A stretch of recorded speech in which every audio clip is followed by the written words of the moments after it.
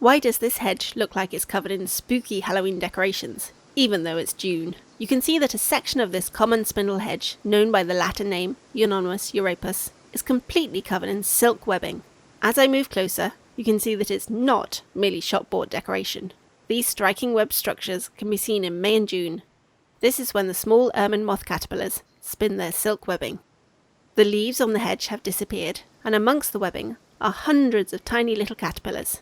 Just like people's actual Halloween decorations, the best policy is to look, but don't touch.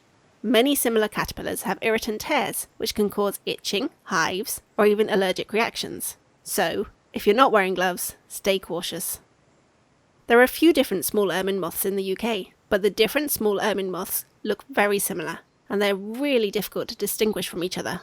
The best guide for identification is usually the food source, or the host plant that they're feeding on, such as hawthorn, blackthorn, bird cherry, or spindle like you see here.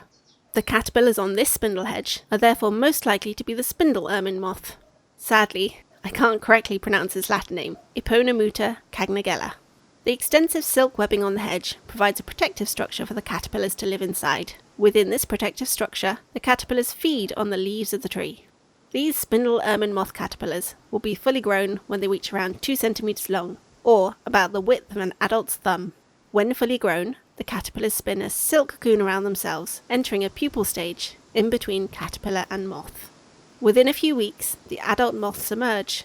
The adult moths are also small, about 1.5 centimeters long, or just over half an inch, and white or pale grey in colour with multiple black spots. The adult moths can be seen flying in the evenings in July and August. These moths mate and lay new eggs on nearby spindle plants. You might be thinking, but what about the poor spindle hedge? Let's take a look at the hedge now, 6 weeks later. You can see it's fully recovered. The webbing left by the caterpillars gradually breaks down over the summer. The plant then has time to grow a new set of leaves before the autumn. This gives the hedge enough energy to bounce back to full health next year. So if you see a hedge covered in webbing in June, it's not a calendar mix-up. Halloween is of course still in October. Instead, the spooky-looking hedge might just be a group of small ermine moths cosily living together inside a silken web.